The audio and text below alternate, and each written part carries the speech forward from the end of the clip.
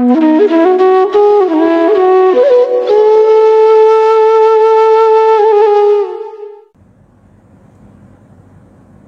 আগত অনাগত সকল সৃষ্টির কল্যাণ হোক। সাধুজন, আমরা আরেকটি প্রশ্ন নিয়ে আমরা কথা বলতে চাই। এটি খুব গুরুত্বপূর্ণ, কেননা এটা আমাদের সকল মহামানবগণই আমাদের মধ্যে আছেন। তোমাতে রয়েছে সকল কিতাব, সকল কালের জ্ঞান, সকল শাস্ত্র, খুঁজে পাবে সখা, খুলে দেখো নিজ প্রাণ। এই নিজের প্রাণ আপনার দেহমনের মধ্যেই পৃথিবীর সর্বকালীন সত্য, সকল কালের সকল জ্ঞান আপনারই জন্যে, আপনি এই সত্যের উপস্থাপক। সাধুজন, আমরা আবারও সেই একটি রূপক গল্পের মধ্যে আপনাদের আমন্ত্রণ জানাচ্ছি। বলা হচ্ছে যে একটি শিকারী বাজ পাখি সবসময় রাজকীয় অতিথি ছিল, এবং অনেক সময় রাজা বাদশারা শিকারী পাখিকে, বাজ পাখিকে সবসময় তাদের শক্তিমত্তার, আভিজাত্যের একটি প্রতীক হিসাবে সেই প্রতিটা রাজ দরবারে একটি করে বাজ পাখি থাকতই। তো সেই রকমভাবে বলা হচ্ছে যে একটি শিকারী বাজ পাখি সবসময় রাজকীয় অতিথি ছিল। একদিন সে তার পথ হারিয়ে এক বিরান ভূমিতে গিয়ে হাজির হয়। যেহেতু গল্পের কাহিনী বিস্তৃতি, চরিত্র বিনির্মাণ, রূপকল্প, দর্শন, এই সব কিছুই রূপক, এবং এই রূপকতার মধ্য থেকেই আপনাকে সত্যটাকে গ্রহণ করে নিতে হবে। তো সেই রাজকীয় অতিথি বাজ পাখিটি একদিন পথ হারিয়ে এক বিরান ভূমিতে গিয়ে হাজির হলো। সেখানে বাস করতে একটা পেঁচার দল। পেঁচার দল শিকারী বাজ পাখিকে দেখে স্বাভাবিক ভয়ে একটু চমকে গিয়েছিল, যে এই রাজকীয়, এই আভিজাত্যে ঘেরা, এই হোমরা চোমরা এই বাজ পাখি এই বিরান ভূমিতে কেন? তো তারা প্রথমেই সন্দেহ চোখে বাজ পাখিকে পর্যবেক্ষণ করা শুরু করে, এবং একটা পর্যায়ে দেখলো যে এটা তো তার যে ভাব, পেঁচারা তো তাকে নিয়ে এক ধরনের ঈর্ষাপরণতার মধ্যে ডুবে গেল, এবং বলল যে এই বাজ পাখি অবিবেচকের মতো এখানে এসেছে আমাদের স্থান দখল করতে, এবং আমাদের খাবারে বাসাতে ভাগ বসাতে, অথবা এটাকে ধ্বংস করে দিতে। কিন্তু বাজ পাখি তো শিকার করে, অন্যান্য পাখিকে শিকার করে, অন্যান্য ছোট ছোট জীবজন্তুকে শিকার করে, এবং তারা একজোট হয়ে বলল যে এই বাজ পাখি এখানে আসার উদ্দেশ্য, সে হয় আমাদের বাসাকে ভাঙবে, অথবা আমাদের হত্যা করবে, অথবা আমাদের উচ্ছেদ করে দিতে চাই।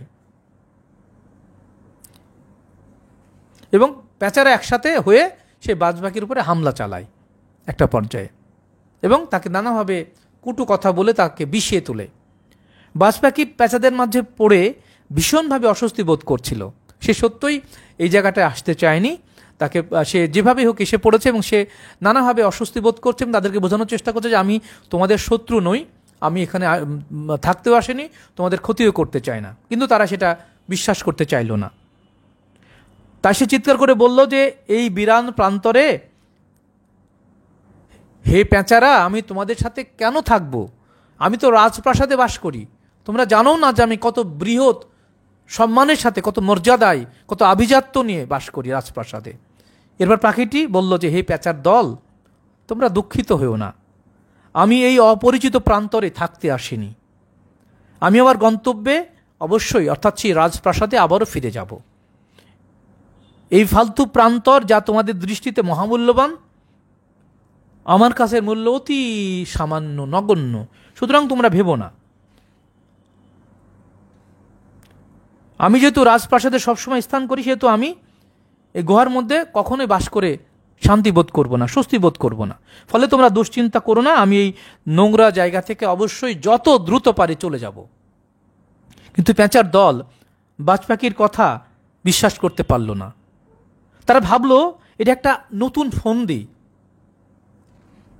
রাজপ্রাসাদ বসবাস করবে, রাজপ্রাসাদে রাজকীয় লোকজনের সাথে চলাফেরা করবে, এসব কথা বলে আরও সে তার অহংকার বাড়াতে চাইছে কিনা এটা নিয়ে তারা সন্দেহ প্রকাশ করছে, এবং বলছে যে এর মধ্য দিয়ে সে বলতে চায় যে সে রাজার লোক, সে আমাদের জায়গাটা দখল করে নেবে। এবং এটি একটি তার তারা বলে সে পেঁচার দল তাদের মতো করে ভাবতে শুরু করলো, এবং বলছে যে পেঁচারা বলছে যে আমাদেরকে ভোটকে দেওয়ার জন্য তুমি তোমার রাজপ্রাসাদের গল্প শোনাচ্ছ। তা না হলে একটি বাজ পাখিকে কেন রাজা বাদশাহ তার মানে রাজপ্রাসাদে জায়গা দেবে? এরকম একটি বাজ পাখির এ ধরনের কথাবার্তা কেউই বিশ্বাস করবে না বলে পেঁচারা অভিমত দিল। সে যে বলছে বাদশাহ এখন তার সৈন্য সামন্তকে পাঠিয়েছে, এই কথা যখন বললো, দেখো তোমরা তো বিশ্বাস করোনি বা করছিলে না, কিন্তু দেখো আমি যে সত্যি রাজার পোষা বাজ পাখি, অতিথি, রাজ অতিথি বাজ পাখি, আমি সত্যই বলছি। তখন পেঁচারা বলল, কি তার প্রমাণ যে তুমি রাজার অতিথি? প্রমাণ দেখাও। তো একটা সময়ে সেই বাজ পাখি বলল যে দেখো আমি যা বলছি সত্যই বলছি। কিন্তু পেঁচারা বলল যে না, এসব কথা মিথ্যা কথা, তোমাকে কে পাঠিয়েছে, কিভাবে এসেছো, এগুলো মিথ্যা এবং চালবাজি, এগুলো ছাড়ো, এগুলো আমাদের বোকা বানানোর একটি কৌশল ছাড়া কিছুই না।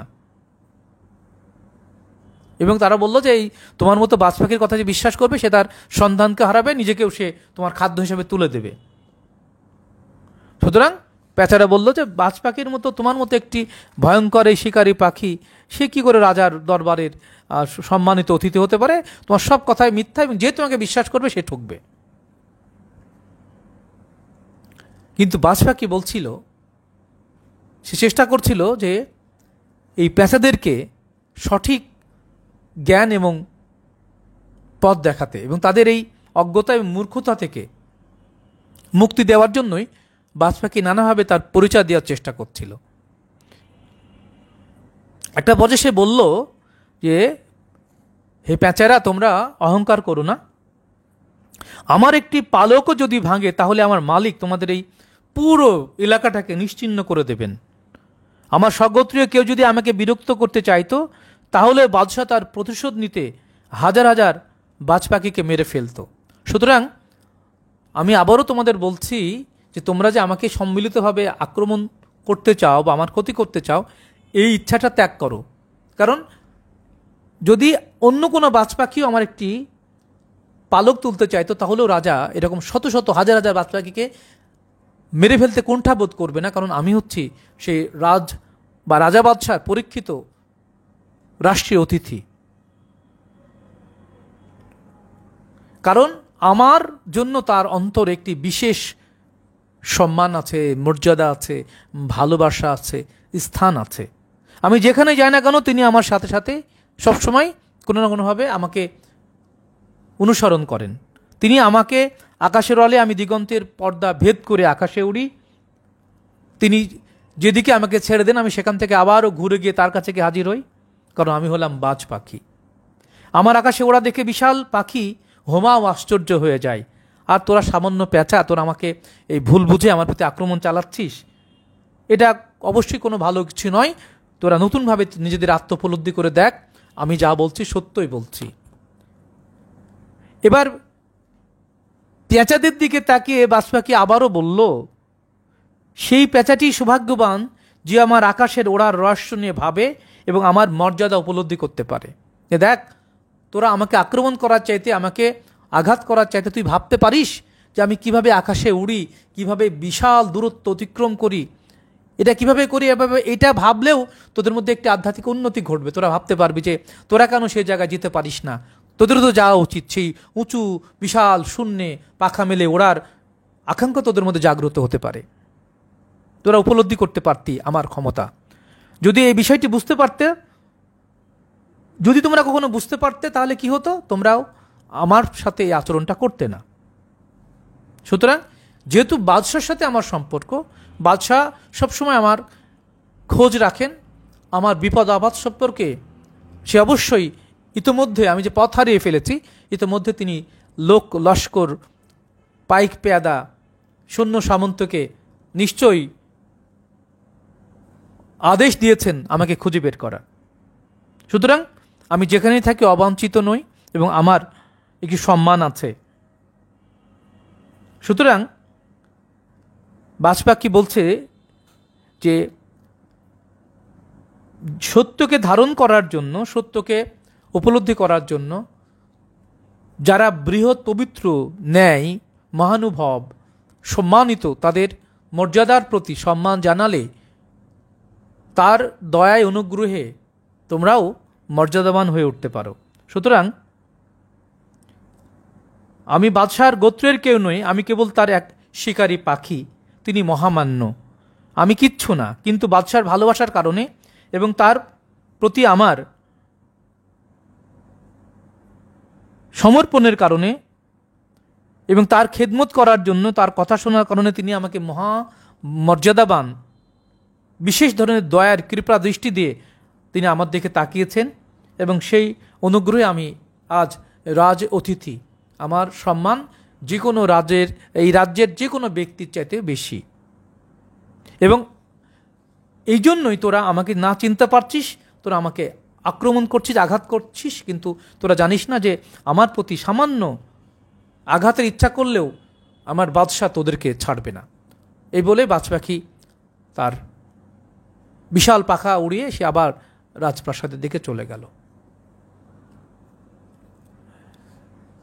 পেঁচার দল সেই কথাগুলো নিতে পারেনি।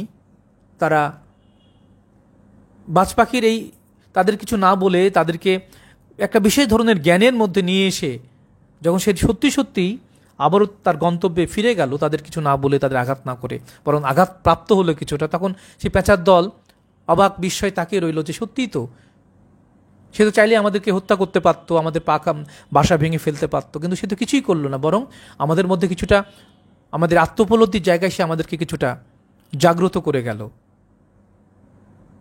এই গল্পের মধ্য দিয়ে কি প্রকাশিত হতে পারে, কোন ব্যক্তির পরিচয় কে এখানে মৌলানা জালালউদ্দিন রুমি তুলে ধরলেন, একটু ভাবতে থাকুন। তবে এটুকু অন্তত বলা যেতে পারে যে এই বাজ পাখির পরিচয় হচ্ছে প্রতিটি মহামানব এবং যারা ধ্যান সাধনায়, আত্মশুদ্ধির কঠোর রিয়াজতের মধ্য দিয়ে যারা রবের কাছে তার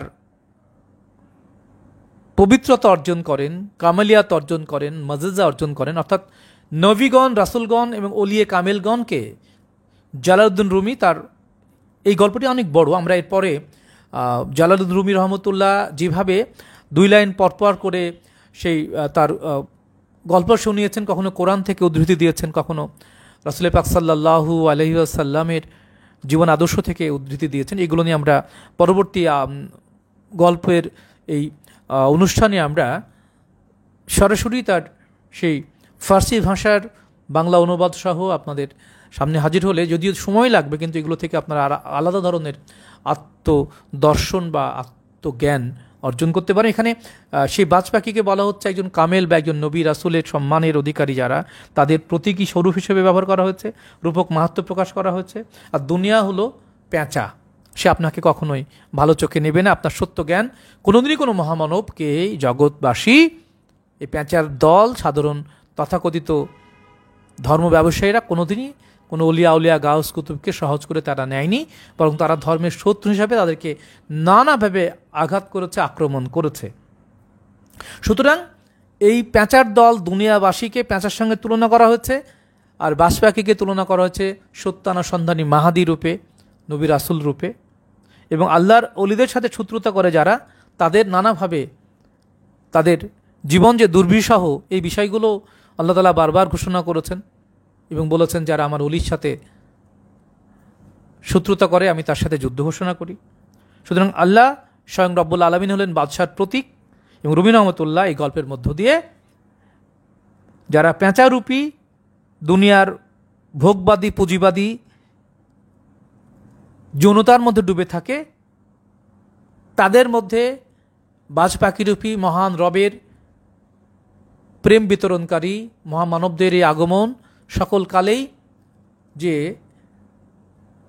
অত্যন্ত বিপদসংকুল পরিবেশের মধ্যে এসে যারা আল্লাহর দিনকে প্রচার করতে গেলেও তারা আক্রান্ত হয়েছেন, কিন্তু তাদের কথা আসলে কেউ শোনেনি।